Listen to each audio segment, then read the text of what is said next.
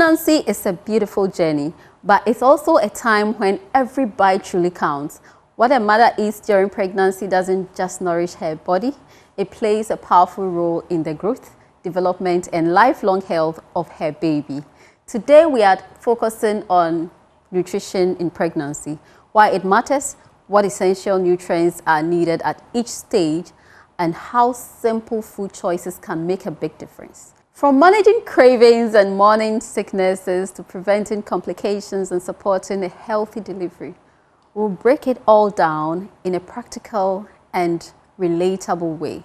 Whether you are expecting, planning, or supporting someone on this journey, this is a conversation worth having.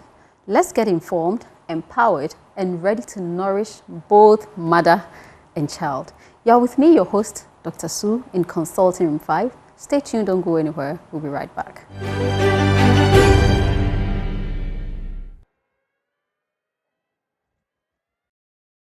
You're welcome to Konsulting Room 5 with me, your host, Dr. Sue. Today we are talking about nutrition and pregnancy. And as you know, you may either have a sister, a mom, or a wife, a girlfriend who might be pregnant, or you might be pregnant yourself. So we need to have this conversation. We have in our midst two beautiful ladies. We have Miss Habiba Yusuf, who is a principal dietitian at the Lekma Hospital. Habiba, you are welcome. Thank you. Yeah, very beautiful lady. Right. And then we have another pretty lady, Miss Irabna Kwebadazi, who is the technical director, nutrition technical director in World Vision. She is also here with us to discuss things about pregnancy and nutrition. Irabna, you're welcome. Or Miss Dazi. I'll call you Irabna. Thank you very much, and a very good evening to your listeners. All right. A viewer still. Yes. Okay. So I'll start with Habiba, who is a dietitian, right? Okay. So at what point in our pregnancy should we be concerned about our diet? Right from the word go. Like how? So right from even the preconception stage. Okay. I know typically as Africans, pardon my words, but most of the times not everyone plans for pregnancy. Right. I mean, it's always you just check and you see your test strip telling you are pregnant. A few people really sit and plan for pregnancy, but nutrition plays a very key role in the formative stage of the child's life and equally in the mother's health. So nutrition is needed from stage one, from conception, if possible, from when coitus even as soon as. Right. So from there up till the fetus comes out as a baby. What kind of nutrition areas should we look at? Okay, so nutrition. Let me break it down. You see, we have energy giving, bodybuilding, and all that. Yes. So, and there are some key ones that are needed by children, key ones that are needed by adolescents because of their growth spurt.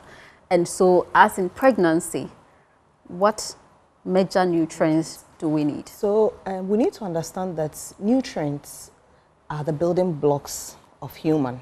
Mm-hmm. When we talk of, currently you hear of DNA, it's just amino acids. Mm-hmm. Why is amino acid from food? Nutrients. From food, right. So it's the building blocks. So right from the conception stage or pregnancy stage, you need nutrients like folate, nutrients like iron, nutrients like proteins, nutrients like iodine. All these things help in the formative stage of the child. Nutrients like choline, iodine, all this for brain development and even the structural components of forming the child.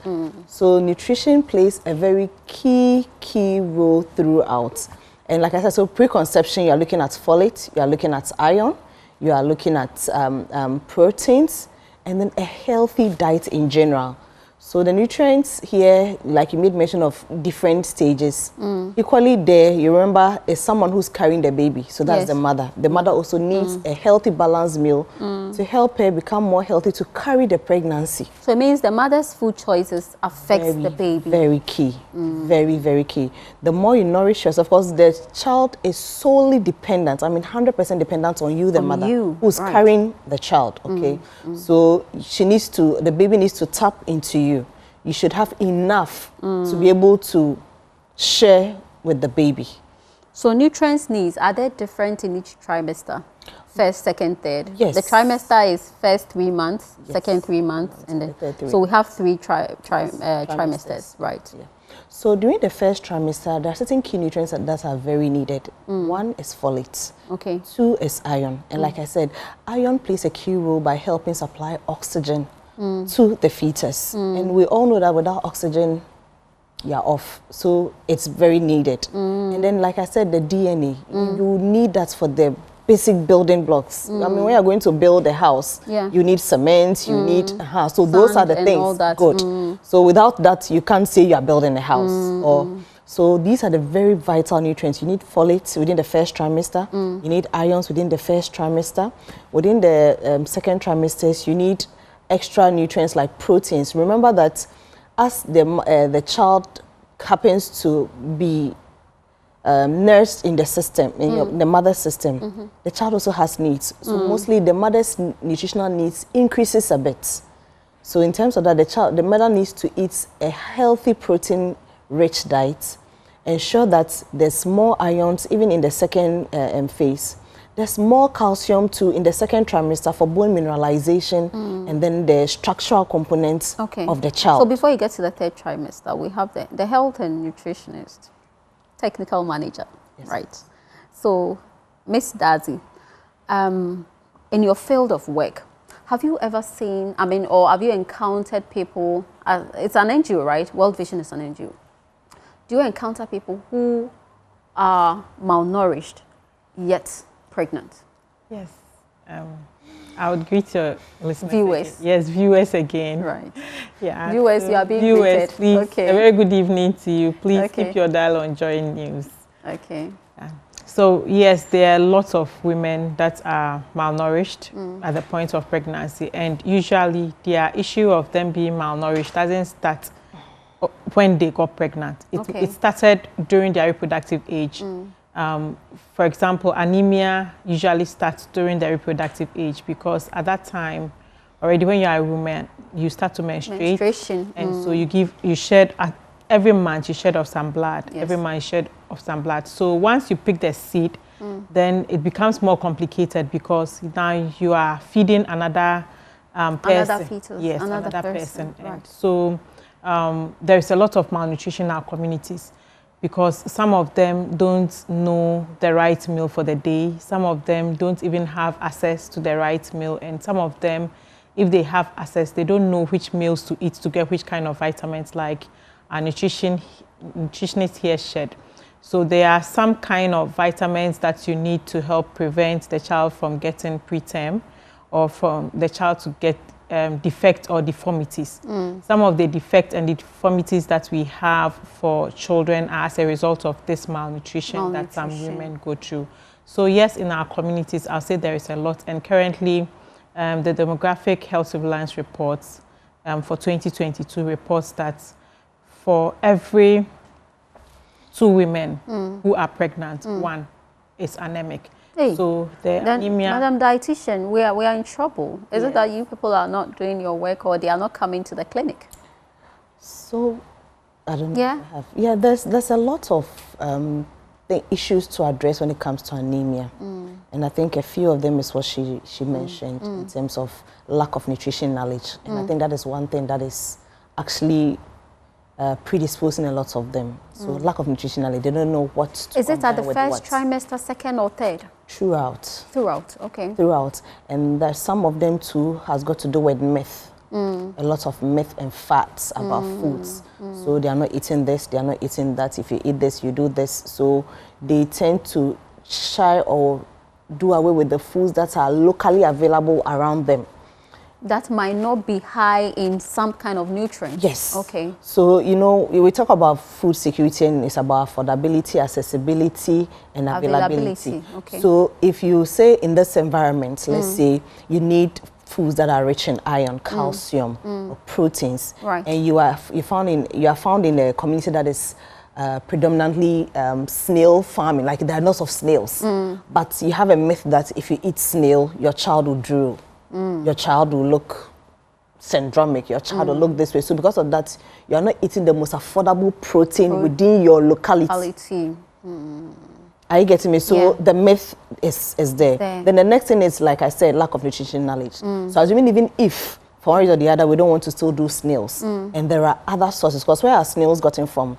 Our interlands, like, you know, in the bushy areas, let me say, in but the sometimes where they are found, forest, it doesn't really attract. But those are the places that probably mushrooms to grow. So if you know that if you can, in absence of maybe snails, you can do mushrooms and equally get some quality proteins, you could have probably gone for that. Are you getting it? But like I said, lack of nutrition knowledge. Right. So now there's a lot of sensitization, and my colleague here made mention of the demographics showing the high increase of anemia. Now we go as far as doing even food demonstrations to encourage mothers to know how to, change their diet to meet their health needs. So how can we introduce this into this? How can we introduce this in our normal dietary foods that we eat? Okay, so you find people now doing spinach-infused banku, right, beetroot-infused rice balls.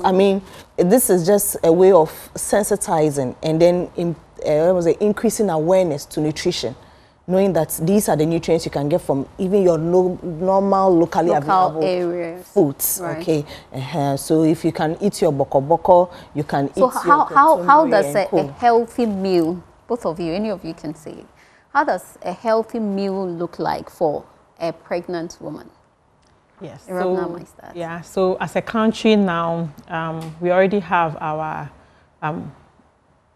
dietary guidelines. So it has been launched, and we are all pushing the 4-star diet. So the 4-star diet, you should have your proteins in very good quantity. You should have your vegetables in good quantity. You should have your carbohydrates in good quantity. You should have your fats and oils in good quantity. And if you have all this food, then it means that you have eaten a good meal or a balanced meal. And let me just touch base back on what my madam has mentioned. Habiba? Yes, Madam Habiba has mentioned. And there are a lot of myths around pregnant women. So for some communities, they believe that if you are pregnant, give your child an egg, you eat an egg, your child will become a thief. Hey. Yes. These are the things you hear in the community. In the community. Wow. So in some communities, they also believe that if you are pregnant and you eat along the street, your child will get ashram. Ashram is the ailment that they think the child becomes syndromic, or the child become autistic, or the child. So there is that belief. So even if you are pregnant and you are so hungry and you are walking along the road, you don't have to eat. So these are some of the issues that, or the myths that we have in the community that is already preventing pregnant women to eat nutritious food. In addition to that, some women in their reproductive age, if we all know in our communities, the man gets the big. Is it still there? It's still there. The male in the house. Still there, right? There are lots of gender issues that also comes to do with it. So once the adolescent girl is growing, she has started her menstruation, but yes, she's denied the quantity of meat that she should have to replace. Because the man is the breadwinner. Of course. And he has to get a chunk of it. Of course. So there are projects that we do that is providing orange flesh sweet potato, and the leaves for the orange flesh sweet potato actually helps reduce anemia. And we also have this very common turkey berries. In fact, they grow wild. It's called bedru, yes, or kwauntuswa. That's a lot of yes. It has a lot of. I'm always out in my consulting room when people come to say Amajuli. Hey. It has a lot of names. So it's highly nutritious, yes, right? It's very rich in iron. Okay. But the irony of what we do as Ghanaians is that when the woman delivers, they say that they will use abedru for the soup for the woman. Meanwhile, when she's pregnant and she needs more iron and she's getting anemic and stuff, that is when she has to prepare the abedu with the meal. So there is a lot of nutritional gap, nutritional knowledge in the communities, and also having the right food. Even cassava leaves is so rich, it's so very nutrient dense, but in Ghana we throw cassava leaves away. If you go to other countries, it's a staple food. So as part of like kontomire. Yes, it's like kontomire, or it's like orange flesh sweet potato, the leaves. That is also very nutritious. So this time people mix it with their soup or banku through the education that World Vision has partnered with other partners like Ghana Health Service, and that's to implement. So yes, there are lots of issues when it comes to nutrition or malnutrition among pregnant women in their communities, which you are there. So Habiba, she said we should have a higher portion of protein.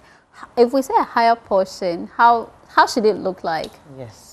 So still with the agenda of pushing the healthy eating plate guidelines.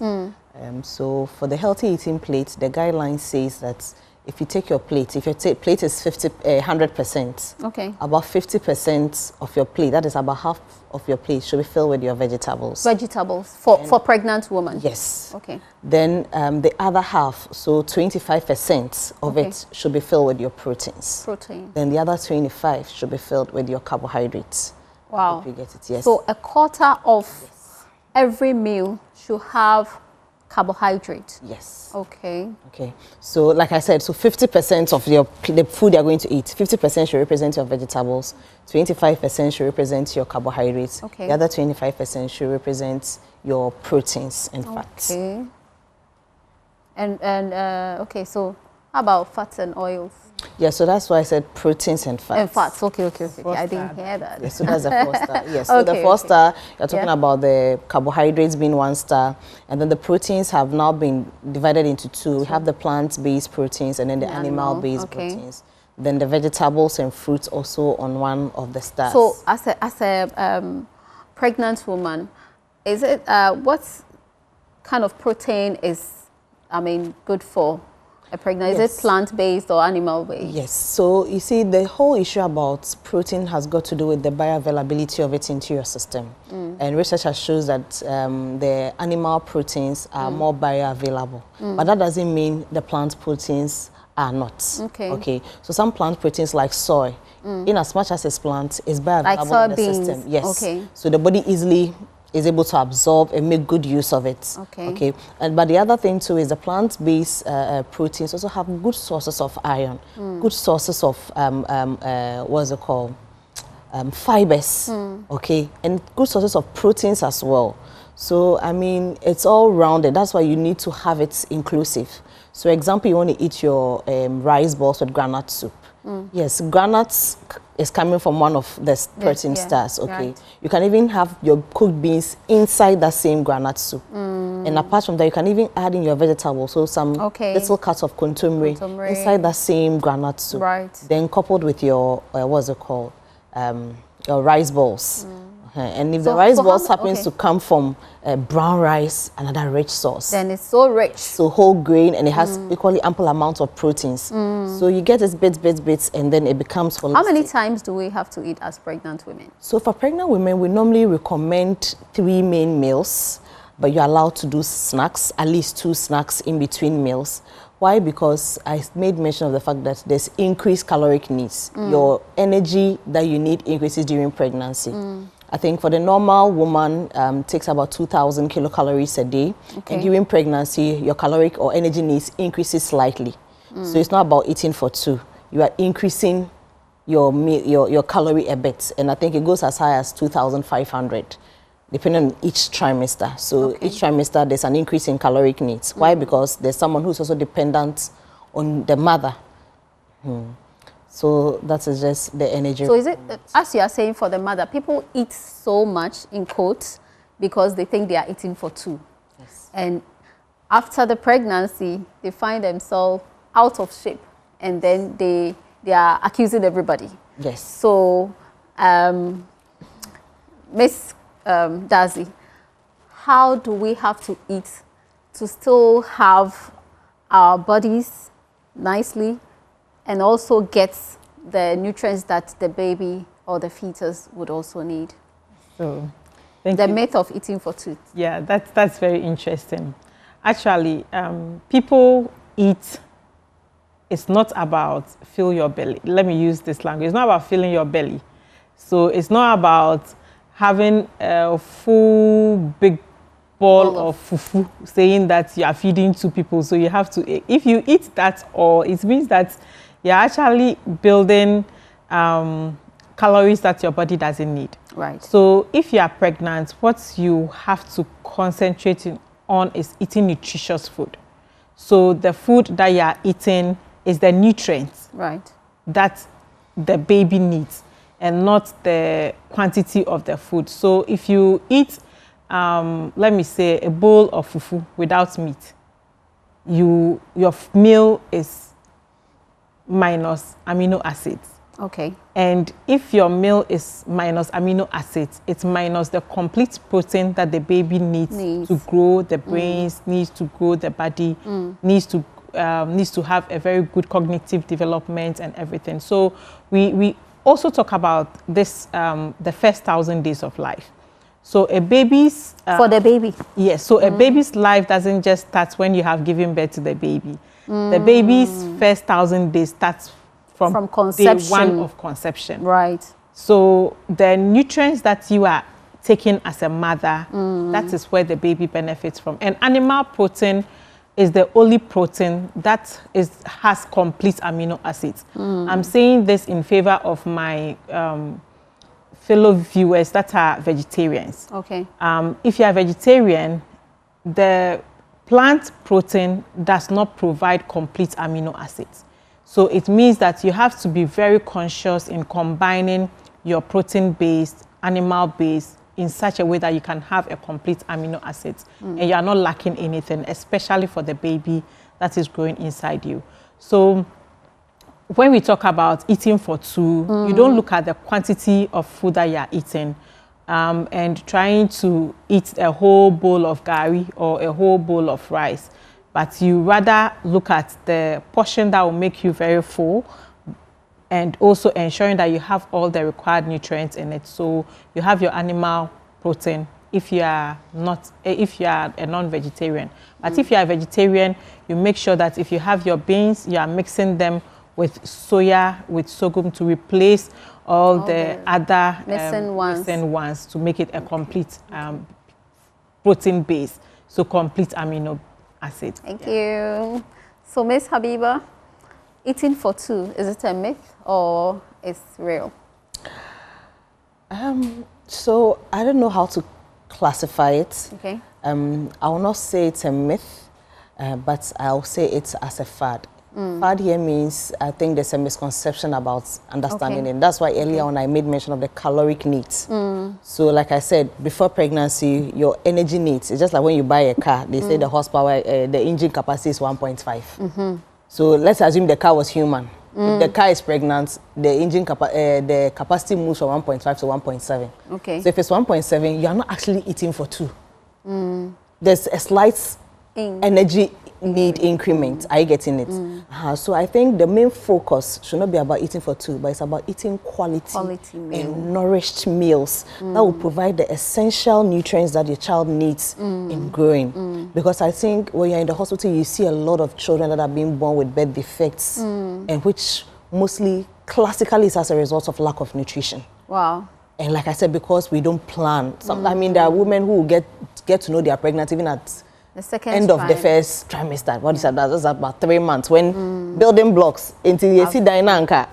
Foundation. Are you getting it? So the foundation itself has been missed in a way. Maybe things were not right there. So we should learn how to change it. And I think we are doing it gradually. And for those who I know visit antenatal clinics, I mean, currently all Ghana Health Service institutions are running things like pregnancy school. So you are being schooled right through from the start. process. So you are being schooled that it's not about eating for two. It's not about, I mean, the ultra processed foods, because now that's the canker public health is facing, about NCDs. You see a lot of pregnant women with gestational diabetes, and which demographics or research shows that about 40% of women who tend to have GDM tend to have diabetes in the future.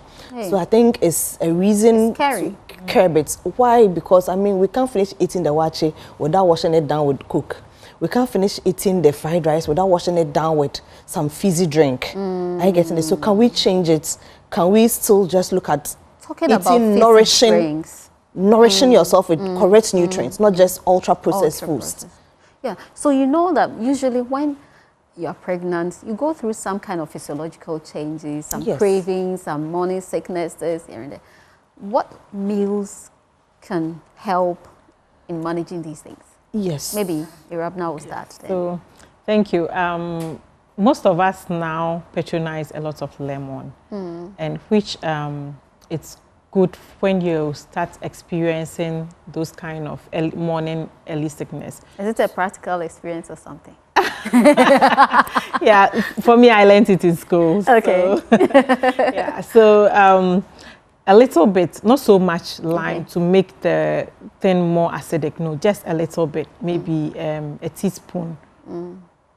So we squeeze it and put it on the teaspoon. And then you mix it with water. Warm or cold? Warm water. Okay. So when you do that, it reduces the morning illness that you are going through, and it also reduces the moment of you feeling that you want to chew up and stuff like that. Then we also have ginger or these other garlic. For people who don't like, some people don't like garlic so much, so I'll not go there. But ginger, I know lots of people do. Then you squeeze a little. Then some oranges. So when we come to those meals, people usually drink the fizzy drinks on the food because they feel like they will have chest pains. So if you are pregnant also, the foods that you take in, you have to really consider. You don't have to eat so much spicy food. And you also have to eat a lot of raw veggies. Fiber food. So our own contemporary has a lot of fiber. Our own oranges has a lot of fiber. Our own pineapples, our own cabbages, our pawpaw, our lettuces have a lot of whole grain food. Yes, and our whole grain food. For example, our beans. It has a lot of fiber. So if you eat a lot of those meals, you don't get so much chest pains. It also prevents constipation. Yes. Digestion, right? Yeah. Right. It does. So what causes cravings? So during pregnancy, there's a lot of physiological changes like you made mention of, because the body tends to adjust to meet the growing needs of the child. Okay, so there are a lot of hormones that are being increased. The production of hormones increases in your system. We talk about estrogens, progesterones, and co. And this actually causes changes in the digestion of the woman. Okay. And most of the times that can lead to the issue of the heartburns, can lead to the issue of the constipation and co. So I think knowing exactly what the woman is going through would help. So if it's the issue of nausea, like my sister rightly said, you could do the ginger, which will help suppress nausea. You could do the lemon wedges. So you just cut lemon in wedges in water, either cold, warm, whichever way that you tolerate better. Okay. Apart from that, you can do dry foods. Okay. Okay, so maybe crackers, granolas. You can even dehydrate vegetables. I mean, something to be nibbling on that, which will suppress the nausea. So I think the changes has got to do with the physiological functions. And if there's constipation, depending on the physiological function you are going through, because these things we are talking about differs in each woman. Yeah. Yes. So each woman, some woman might go through the 3 trimesters without having issue of nausea, vomiting. So it's a bit. But an average woman who is pregnant usually go through. Yeah. So like I said, nonetheless, it depends on what you are experiencing. So if you have nausea, vomiting, go for the dry foods, dry crackers. Make sure you eat in small quantity, more frequently than eating large meals at a sitting. Because when you eat large meals, you easily regurgitate. Food can easily come out, and that is when you get more of the heartburn sensations. So you eat small but frequently, and that's why I was recommending the 3 meals, and if possible, take snacks in between. So snack mid-morning, snack mid-afternoon. And like I said, for those who are even having these physiological issues, even the snacking, that's why I made mention of dry foods. So currently you can see maybe dried carrots, dried cucumber, dried fruits, maybe dry mango. So instead of eating the mango wet, there are people now who sell dehydrated but can fruits. you do that yourself? Can you dry it? You can do that. You can dry anyway, it so yourself. when we come, we are going on a quick commercial break. When we come back, you show us how to dry these kind of foods so that, because it sounds interesting, doesn't it? Yeah, so we'll go on a quick commercial break. After that, our dietitian and then our health and nutrition manager also tell us the things we can do to prevent this nausea, cravings and all that. Don't go anywhere, stay tuned.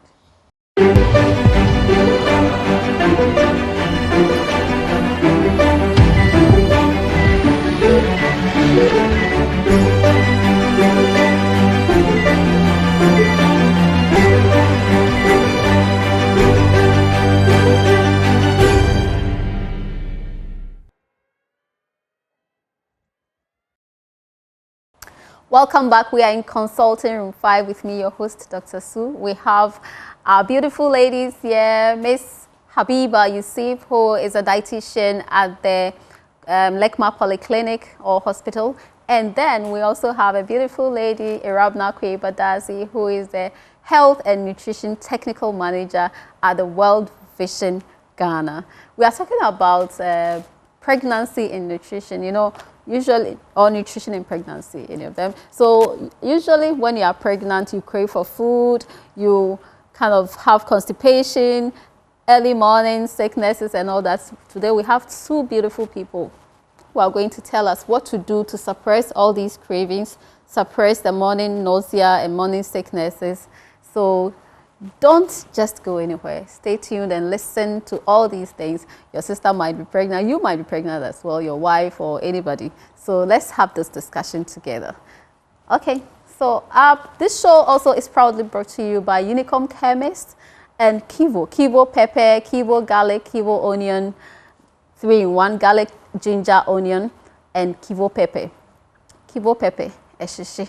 So so try it. Everything in it is natural. You can't go wrong with Kivo. You know, you use it for your shito, your pepper, your soups, for students, for homes, anywhere you can just do Kivo. When you get to Kivo Wholesale, just mention Dr. Sue, they'll give you some wholesale discounts. So don't worry, you get there and then you mention Dr. Sue, they'll give you a discount. And are you also having some form of cough or dryness in your throat? Also remember to get Lozati lozenges. It is fast, soothing relief. It's also very delicious, especially the ginger, the honey, the lemon, the peppermint, and also the new cola, the bold new cola, which is sugar-free. If you are checking your sugar, take the sugar-free one, new bold cola, and it doesn't have any sugar in there. It is available everywhere in all the pharmacies across the country. So remember to get Lozati lozenges, especially within this Harmattan period. My beautiful outfit is also made by Intiche Couture, Intiche Ose Chrome. We are here. So they looked at me and just made this beautiful outfit for me. Intiche Couture, his number is 0244364095. Intiche Couture's number. You can get Intiche Couture in Kumasi. You can reach him out on 0244364095. My beautiful hair is also from Cut and Bouncy Hair Salon at the East Legon.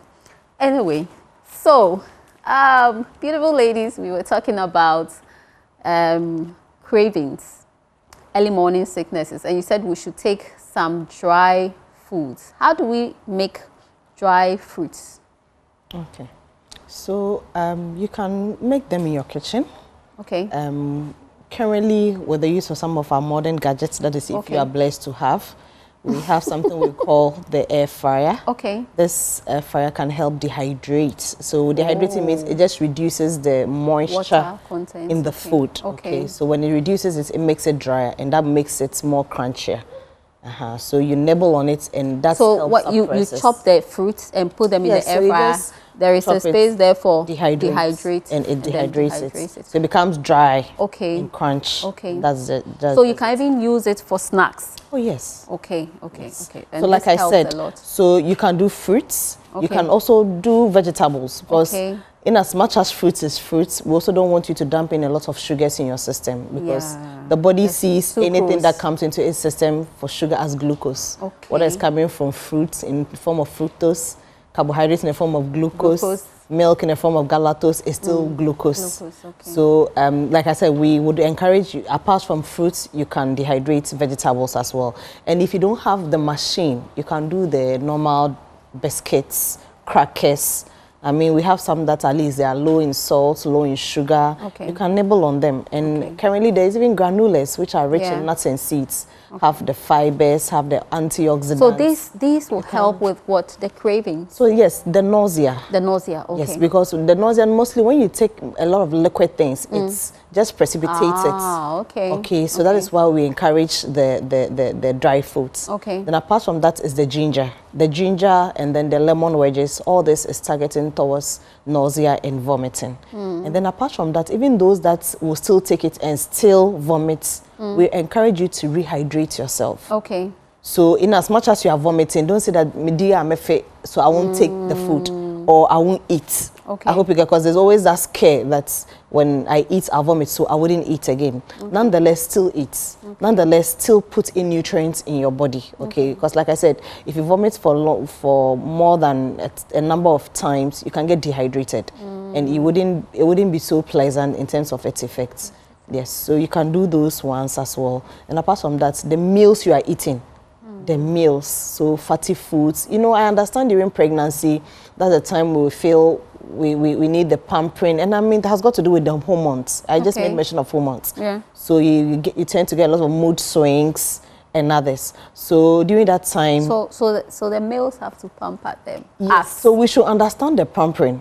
And so I remember for sure, I always guide my GDM patients. Yes, you want to crave for sugar. GDM is what? Gestational diabetes. So diabetes. DM, yes. M? Diabetes mellitus. Okay. So if you want to crave for a sugary food, look at a different alternative. I mean, you can equally nibble on water. You can equally nibble on something that is more healthier. You can even nibble on frozen fruits. Frozen fruits? Yes, I get it. Because I encourage them to do frozen food a lot, because it takes you time. I always say that don't drink your calories. If you want to eat, don't drink your calories. So let's say it's in a juice. So you feel, oh, it's juice, so I'm going to drink it. And at a certain, you are drinking about a liter of juice, because it's water, you can gallop it. Yes. And you're dumping a lot of calories. Right. You getting me? But nonetheless, that same juice, if it's in the form of a whole fruit, it will take you time. Right. And I like encouraging my patients to chew, because the more you chew, sensory messages are sent to your brain to make you feel full. Chewing, masticating. The more you chew, the brain recognizes you are chewing, and it increases the production of certain hormones that makes you feel full. So we have leptin, ghrelin. These are hormones that makes you feel full, and another hormone that also makes you know that you are hungry. So the more you take these foods, the more you chew, the more it signals those hormones to produce. Else, when you drink your calories, it will not send a signal. So you keep drinking. By the time it signals, you've dumped a lot of calories in your system. So you can eat small, eat whole foods, whole grains, which have fiber, and those that are rich in fiber helps the release of sugars and nutrients in your blood steadily. So those are the ones I would encourage. So craving, has it got to do with iron deficiency? Does it have any relation? So no, craving specifically has not got to do with iron deficiency. But there's another form of craving. Because you see, when you crave, you are craving for, let me say, edible things. There are certain cravings that come, and the things are not edible, they are not nutritious, and those are called pica. So picker is when you are craving for of being clay in the toilet, public toilet. Oh my goodness. People crave for dust. Yeah. People are craving for a animal droplets, glue, like glue. Oh no. So I get to the very moment you start craving for what's that called? Inedible things like that, it tells you there's something more. Okay. And it has been linked to certain deficiencies. Okay. And iron is one. Okay. Vitamin B12 is one.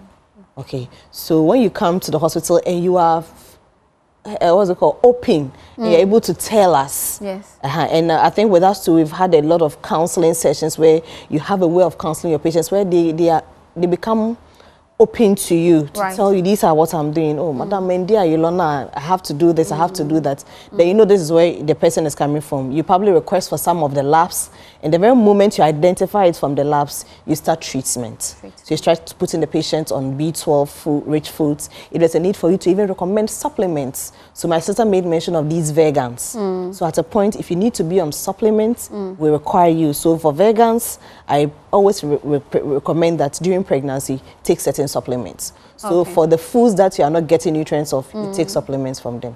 Right. So what advice would you give to these women who make these nutritional mistakes? Yes. So for the nutritional mistakes, in fact, there are lots of advice. I think in summary, this question is a easy question. Any PhD student or master student can try to answer this, because for the nutritional mistakes, it impacts so hugely on you, the mother, and also on the baby that is in your womb. Sometimes some kids are in school and they are dozing off, sleeping. It's not because they are lazy. They are lazy. Sometimes it's because of nutritional deficiency. Some mistakes that their parents, their mothers had. Made. Yeah. Okay. So there are a lot of these nutritional deficiencies that come, and they really create some of these issues. So there are lots of things that we want to know, and I would always tackle it right from the reproductive age. Okay. Right from the reproductive age, when the young lady starts menstruation, she has to have at the back of her mind that in future I'll be carrying a baby.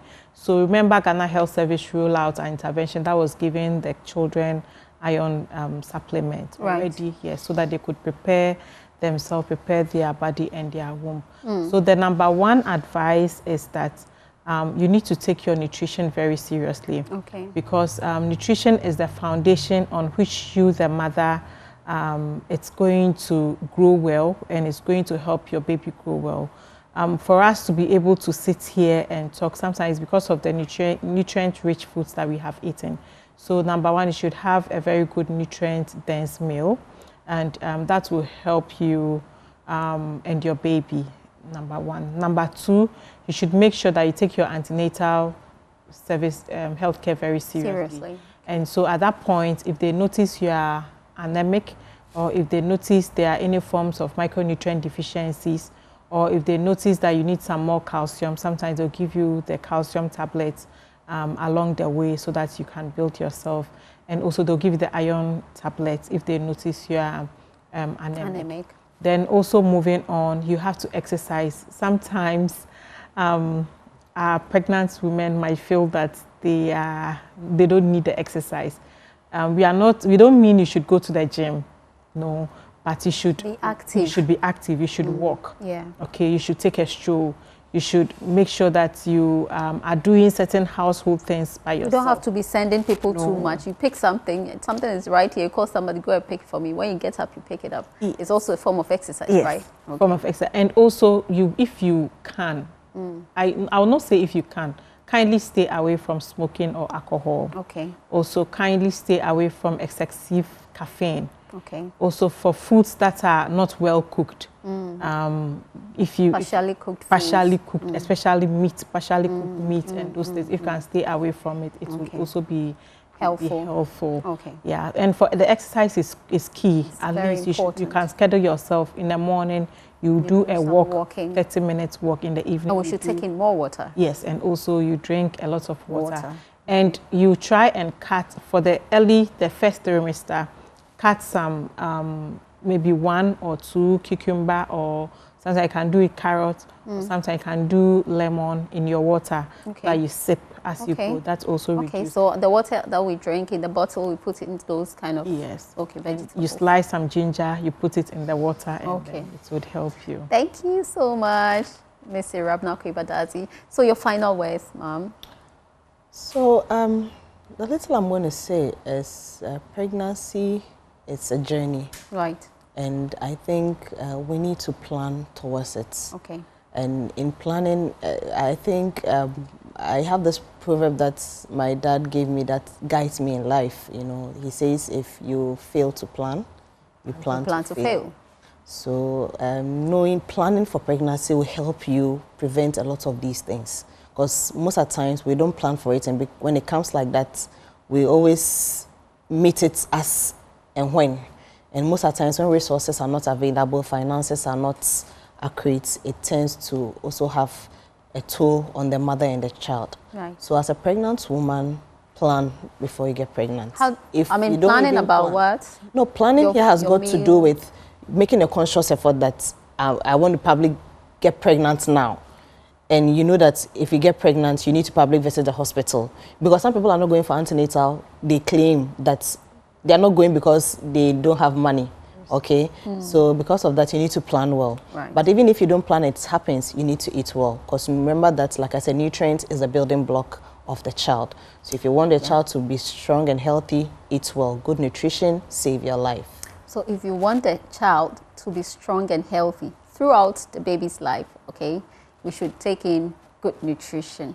Thank you, Ms. Habiba Yusuf from Lekmark Hospital, the principal dietitian, and also Irabna Kwibadazi, the health and nutrition technical manager, World Vision. Thank you so much for this education. I'm sure when we are getting pregnant, we'll come and get you for this thing. So Kivo says thank you. We are planning. We have planned. Me, I've planned so many pregnancies. So Kivo is saying thank you. Kivo is saying thank you for all these nutritional education. A lot of nutrients in there. They are natural. So please try it. Kivo says thank you. And thank you very much, Kivo. Ms. Habiba, Kivo says thank you for coming on the show. Thank you. And we have the pepper and then 3-in-1 garlic, onion, ginger. They are all natural, purely natural. Please use them. And then I have also here, Jacko Food says we have post-Valentine gifts for you. I think it has some goodies in there. It's a surprise for you. Anyway, I'm celebrating my birthday now. So we are doing post-Valentine, you know. So kindly have this one too. Oh, we have it here. Oh, we have some chocolate, some nice goodies. So please take it. We are so grateful for your visit here. We are so grateful that you came to educate us. Pregnancy is a journey. It's a beautiful thing, and it shouldn't be so stressful. I mean, if you take your nutrition well, if you are exercise, you take in a lot of water, as they have told us, you would enjoy the journey of pregnancy, and you will give birth with a bouncy baby. So it's good you have had us. I mean, it's good that you are watching us on Consulting Room 5. Today we are talking what we have talked about. Thank you so much, and stay tuned every time at 3 p.m. We'll come your way. Stay tuned all the time. Bye.